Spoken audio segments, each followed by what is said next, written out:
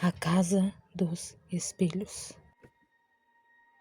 Lara herdou a mansão da avó, uma estrutura antiga, de pedra e madeira escura, que se erguia no fim da estrada como uma sentença silenciosa.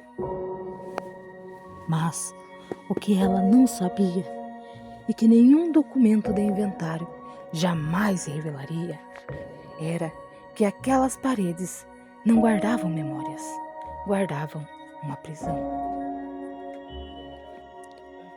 Na tarde fria em que as chaves lhe foram entregues, a advogada responsável pelo processo a fitou com olhos vazios, desprovidos de qualquer brilho humano.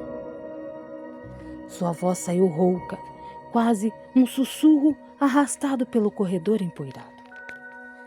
Nunca olhe para um espelho após a meia-noite, minha filha. Lara tentou não rir, achando ser apenas um aviso supersticioso de velhos hábitos familiares.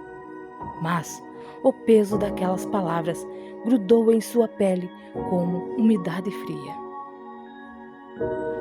Na primeira noite, o silêncio da casa era tão denso que parecia respirar. Ela caminhou pelos corredores escuros, a lanterna cortando a penumbra até chegar à biblioteca. Prateleiras tortas, cheiro de papel amarelado e madeira podre. O rangido sutil do assoalho sob seus passos encheu o ambiente. Foi quando seus olhos pousaram no grande espelho de moldura dourada, encostado na parede. O vidro, embaçado pelo tempo, refletia seu rosto pálido, os cabelos soltos, os ombros tensos. Até que, num movimento sutil, o reflexo inclinou a cabeça para o lado. Lara não tinha feito isso. Seu coração falhou uma batida. O reflexo inclinou a cabeça para o lado. Lara não tinha feito isso. Seu coração falhou uma batida. O reflexo, porém, continuou o gesto, como se testasse os limites daquela superfície. Ela se virou num impulso, o sangue gelando nas veias. O cômodo estava vazio. Nenhum passo ecoou, nenhum vento circulou. Mas o ar havia mudado. Tornara-se mais pesado, eletrizado, carregado com a presença de algo que a observava sem ser visto. A temperatura caiu alguns graus num instante. O silêncio não era mais a ausência de som, era uma espera. Lara recuou, as mãos tremendo, enquanto a sombra do lustre antigo dançava nas paredes como dedos esguios. Ela sabia, naquele exato momento, que não estava sozinha e que a casa já havia decidido seu destino. O reflexo permaneceu sorrindo por mais 3 segundos após ela se virar. Nos dias seguintes, a mansão deixou de ser um lugar para se tornar um organismo vivo. Os espelhos, antes apenas objetos esquecidos em cantos empoeirados, tornaram-se portas abertas para o horror. Lara começou a notar pequenas discrepâncias. Um reflexo que piscava mais devagar, um ângulo que não correspondia à luz da janela. Até que, certa manhã, enquanto lavava o rosto no banheiro do primeiro andar, viu a própria imagem rir. Um sorriso largo, dentes à mostra, olhos arregalados de prazer mórbido. Ela estava chorando.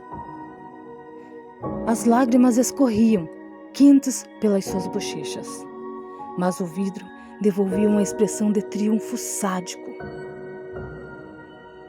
No quarto à noite, O espelho antigo sobre a cama mostrou algo ainda mais perturbador. Seu próprio corpo deitado na cama, coberto pelo lençol, respiração lenta e profunda. Enquanto Lara estava de pé, imóvel, a poucos centímetros do vidro, sentindo o suor frio escorrer pela nuca. A casa não estava assombrada por espíritos errantes. Ela estava viva. E os espelhos eram seus olhos, observando cada respiração, cada passo, cada falha de coragem. Figuras sombrias começaram a surgir nas bordas do vidro, silhuetas distorcidas que se moviam atrás dela, sussurrando em línguas que o cérebro se recusava a decifrar. Sempre que ela se virava, o reflexo voltava ao normal, mas o dano já estava feito. A paranoia crescia como raízes venenosas. O sono sumiu, a comida perdeu o sabor. O tempo dentro daquelas paredes parecia se esticar e se contrair, como se a própria realidade estivesse sendo testada. O ar ficava mais denso a cada hora, carregado com o cheiro de ozônio e de terra úmida. E então, na terceira noite, todas as superfícies refletoras da casa, desde os espelhos de parede até os vidros das janelas e até mesmo o metal polido de uma antiga bandeja, convergiram para a mesma imagem. Seu próprio corpo caído na escada. Aterrorizada, Lara vagou pelos cômodos até encontrar uma gaveta secreta atrás de um painel de madeira, solta na sala de estar. Dentro, repousava o diário da avó, encadernado em couro rachado, com páginas que cheiravam a mofo e segredos antigos. Ela folheou com as mãos trêmulas, e a verdade se desenrolou como uma sentença já cumprida. Cada espelho da mansão não era um objeto. Era uma cela, uma prisão de vidro onde almas familiares haviam sido seladas como punições por seus próprios crimes. O avô, cuja foto pendia na lareira, havia assassinado a esposa em um acesso de fúria silenciosa. A tia, doce nas lembranças da infância, afogara os próprios filhos no Lago dos Fundos, alegando insanidade passageira. Mas uma página rasgada e manchada revelava o mais perturbador. Um espelho permanecia vazio, esperando, como se soubesse que faltava uma peça. E foi nesse exato momento que a memória, há anos enterrada sob camadas de negação e conforto familiar, rompeu a superfície. Aos 7 anos, o corredor superior, a risada aguda da prima, o empurrão, não foi acidente. Foi raiva, foi inveja, foi um gesto deliberado que a lançou contra o corrimão podre. A avó testemunhou tudo. Não gritou, não chamou ajuda.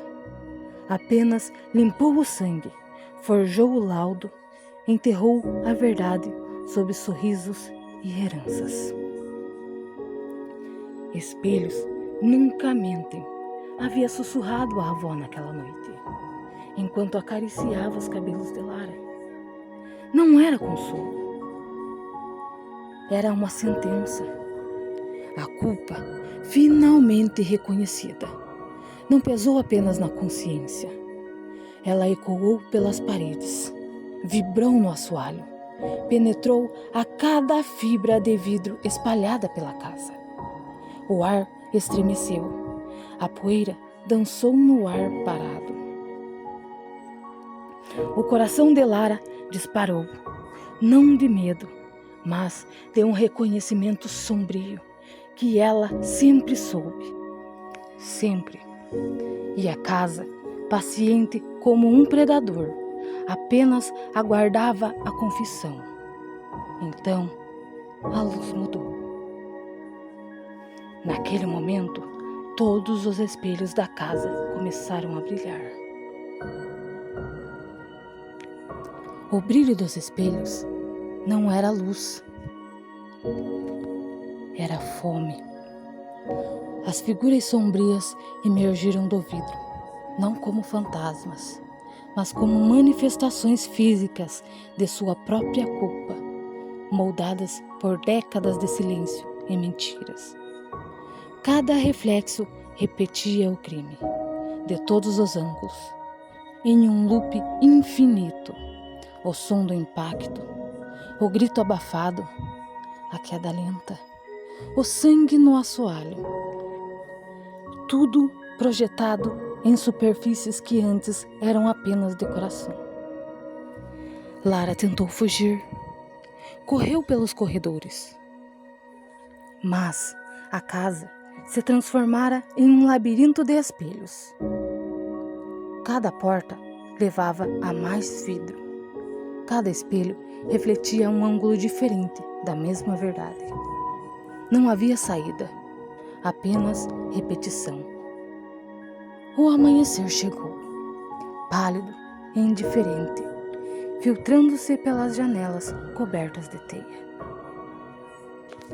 A advogada tocou a campainha várias vezes, sem retorno. Acabou entrando com a chave reserva.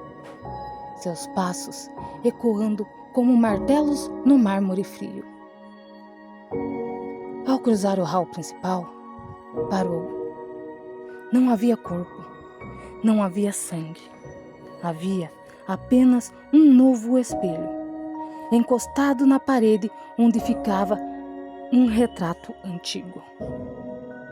Dentro do vidro, Lara estava presa, o rosto congelado em um grito silencioso, os olhos arregalados, as mãos pressionadas contra a superfície de dentro para fora. A advogada não era apenas uma funcionária do inventário, era a curadora da maldição, descendente direta da primeira vítima, aquela cuja alma foi a primeira a ser selada no vidro séculos atrás. Sua família não herdava casas, herdava a responsabilidade de manter a coleção. E Lara era a peça que faltava. O ciclo se fechava. A herança era o castigo. O sangue era o preço. Ao tocar o espelho, a advogada sussurrou: "Bem-vinda à coleção. Sua avó pagou muito para garantir o seu lugar aqui."